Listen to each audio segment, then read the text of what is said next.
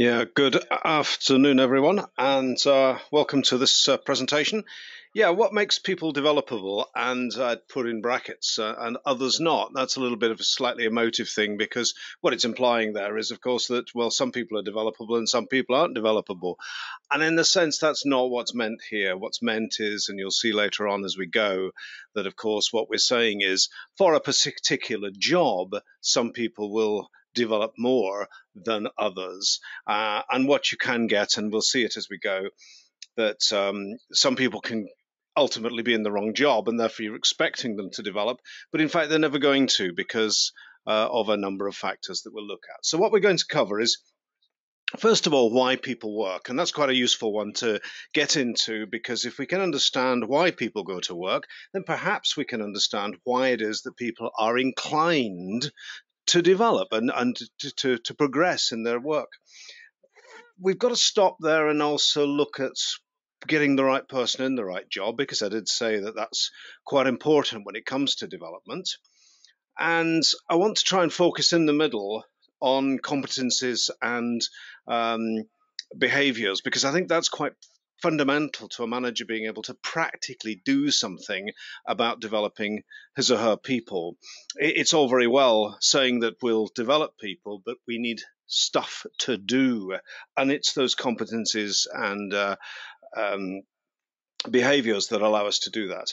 The crux of it, of course, then is what I want to talk about, which is what makes some folk developable and others less so. And then we'll finish off with a little bit on how people learn, just to, so that, again, we've got the right themes going forward into development. So the first thing then is, well, why do some people work? Why do people work? Not just some people, why does everybody work? Why do people work? Because if we can say why they work, then perhaps we can also say something about why it is that they're keen or not so keen in a particular environment to develop. So that there's the idea then, why do people go to work? The notion of work. Fundamentally, people go to work, and as much research come to conclusion, in search of meaningfulness. They're looking for meaning, and work gives meaning. There are probably many other things, and those who don't go to work for one reason or another get their meaning from somewhere else. But those of us who go into work in search of meaning. And that effectively allows two, or gives us two ideas about why people would find meaning. How would you find meaning in your work? The first method is that you would find meaning in success. You would be successful, and as a result of being successful, that would give you a feeling of meaningfulness. That would make you feel good.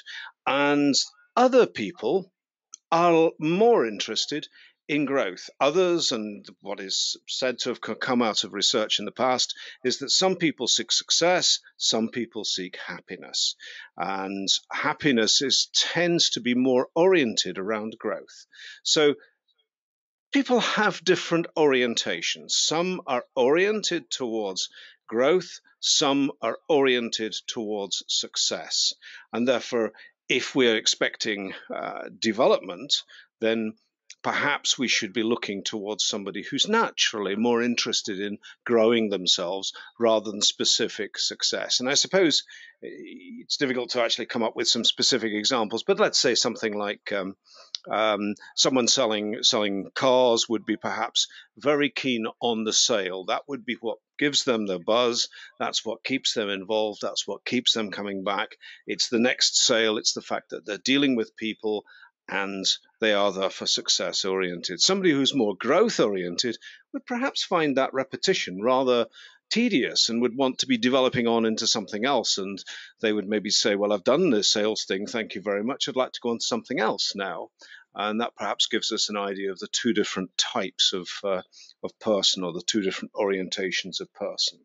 And of course, if we are giving somebody a career, then of course that development may well fit as part of their career.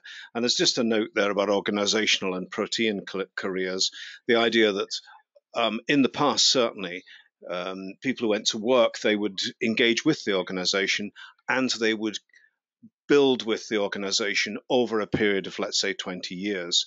Nowadays, that does not exist so much.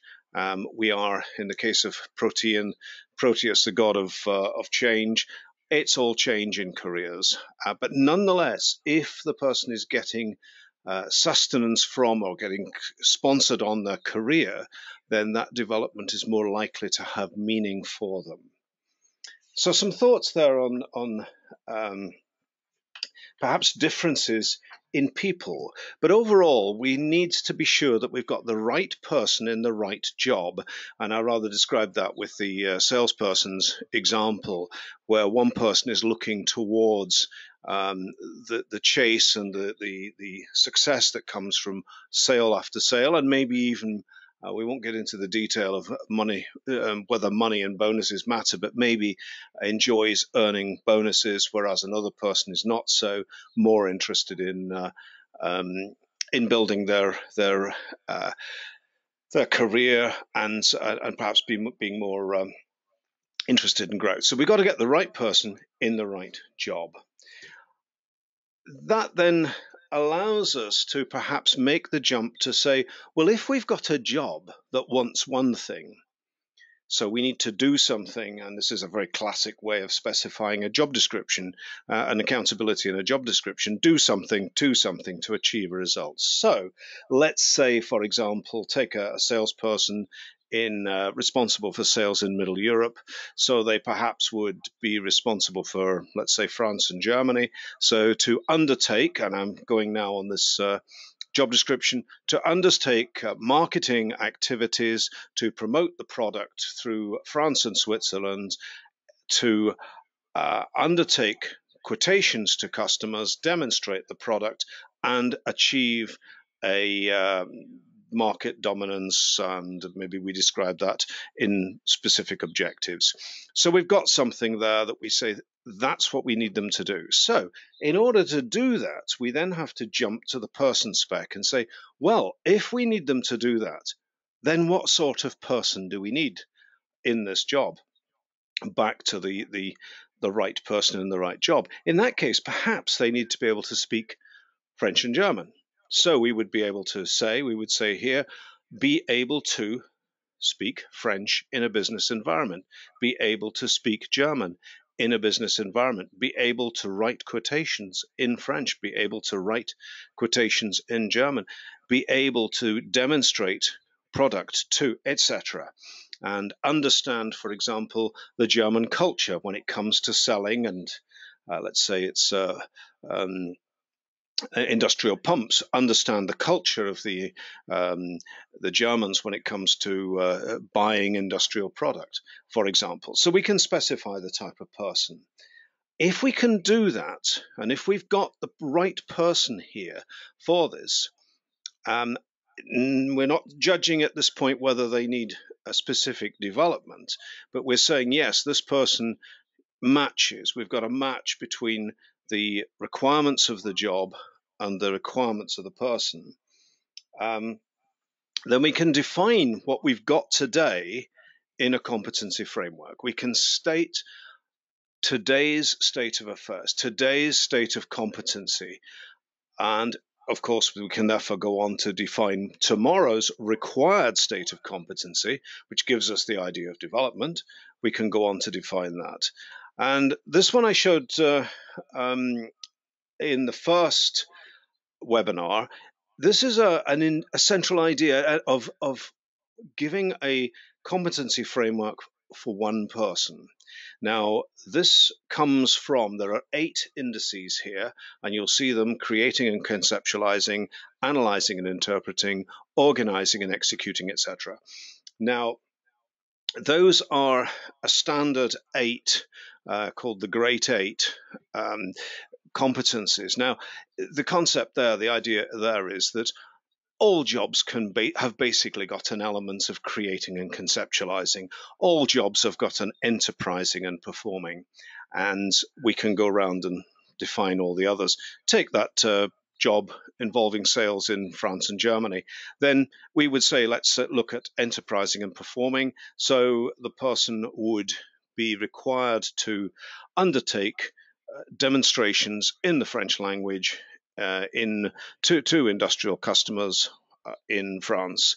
And we might judge that today their competency, and we've got 4 levels: trainee, supervised practitioner, practitioner, and expert. We might judge that today they are a supervised practitioner. Okay, but they need guidance.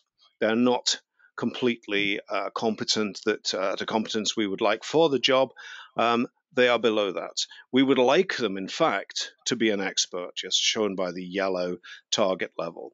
So instantly, we're seeing the idea of assessing somebody at a competency, in a particular competency, at a level today, and then saying where we want them to get to. And that gives us the idea of development. That gives us the idea of where the change that we would expect them to make. In this particular case, from supervised practitioner to expert, and you'll see all the others around there.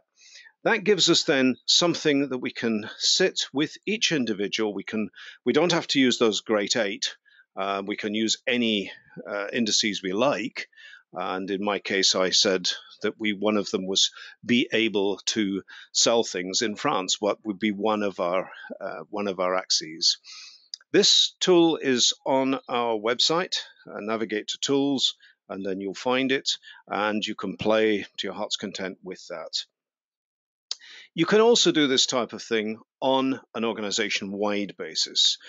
So here we have an Excel spreadsheet. In this case, it's competency framework for a 50-man group.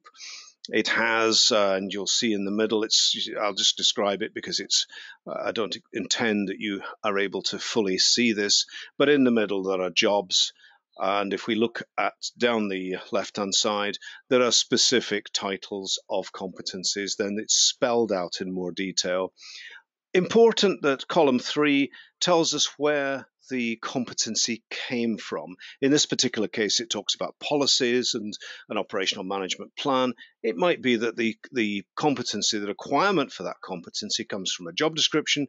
It might be that it comes from some improvement plan that the company is discussing. Anyway, long story short, this perhaps in this particular case has maybe 100 competencies right across the whole 50-man group. And we're seeing the levels that everybody has to achieve and perhaps how it might be done. And that gives us the idea of pan-organization planning of everyone, on the assumption, just as we said earlier, that everyone is in the right jobs and duly developable. So I'd like to go into that a little bit more. I've set the rabbit running by saying some people perhaps are more interested in success, other people are more interested in growth. I've given some practical ideas there about competencies and behaviors to say, look, this is the sort of thing that we're going to do. We're going to get tangible. We're going to get practical. We're going to plan change. We're going to say, this is what you can do today. This is what you'd like to be able to do tomorrow, or we'd like you to be able to do tomorrow. And of course, we can then start to discuss the development required. So I want to get into a little bit more on what development relies on. This is the overarching model that we've been using now as throughout all these webinars, and the idea that on the one hand, the job motivates, motivation causes behavior, behavior causes performance, performance causes outcomes, and then there are lots of these other factors intervening, coming in from the side, such as, for example, the personality of the individual will have a lot to say about how motivated they'll get in a particular environment. So we get a list of a number of things which influence the desire and the ability of a person to develop their competencies and behaviors. And I'll just jump to this so that we're not looking at a huge number of lines there. Here's a list. Competence, intelligence. Competence, incidentally, and behavior, terribly important because that's your starting point. Intelligence, typically those who are a bit brighter tend to learn things faster. Therefore, intelligence is important when it comes to development. If you're not perhaps so intelligent, therefore then you have to be looking, first of all, at a different type of job maybe, but also in a different form of development. Your motives are, of course, very important. Your personality is important. The degree to which you are, for example, open to new ideas, and that's one of the personality traits, openness to new ideas. The fact that you might be closed to new ideas does not help you if you are going to be trying to embrace new ideas as part of training. So your personality gets in the way, and as I say, particularly the openness to new ideas. Um, a little bit about attitudes and beliefs and norms, and perhaps just to say there that, of course, it helps if the general attitudes throughout the organization are associated with development. And that has a lot to say when it comes to growth need. Now, all of those bundle together as each individual's individual differences. It's what sets one person aside from another. So instantly you can see that these are all different for different people, and therefore, for a particular environment, their enthusiasm for development and their ability to develop will differ. So let's just focus on that last one. Growth needs strength. Now, growth needs strength is, as it says, the strength of an individual's growth need. Now, we all have, to a greater or lesser extent, the need to grow. I talked about that at the beginning. And the growth need, the strength of your growth need, will drive your enthusiasm for growth. Now, growth needs strength is what's called socially constructed. That is to say, you can be, for example, in a class of kids where learning is really seriously embraced. The teacher manages to get the kids such that they are all hugely enthusiastic to learn. On the other hand, a poorer teacher might not do that. So you can see instantly that the whole class in the first instance would be oriented towards development, whereas the second class, the class in the second case, might be much less oriented towards development, and therefore their growth need strength would be lower. So we can build growth needs strength. We can build it by having an orientation throughout the whole organization towards growth, and we can encourage it. Of course, really, we should have been doing that since the individual was in school, because growth needs strength is something, it's an attribute of an individual that builds over time, and we're not going to instantly change it by going in and shouting from the rooftops, we're all going to develop. But nonetheless, of course, if we can create a climate of development, then we will succeed more in getting everybody involved. So finally, how do people learn? Quick note on that. The first thing is we have to remember some people are trying to be developed in practical skills. They're trying to do things, and they're trying to be moved from supervised practitioner to practitioner, perhaps in an area such as we see here on the left, the fire brigade. And in that case, it's a very practical job. Whereas on the right-hand side, there's little or no practical element to it. It's all about thinking. It's an office environment. There's some big challenge that they're all discussing. A very different environment, therefore a very different need. And you could imagine that the fire brigade on the left, it's a lot about doing and repeating and doing and repeating, whereas on the right, we're talking a lot about understanding problems and methods of solving problems. So just a quick look at how you might learn. First one is by rote. In other words, effectively say after the teacher. So eventually it goes in your brain because you repeat it so many times that you eventually remember.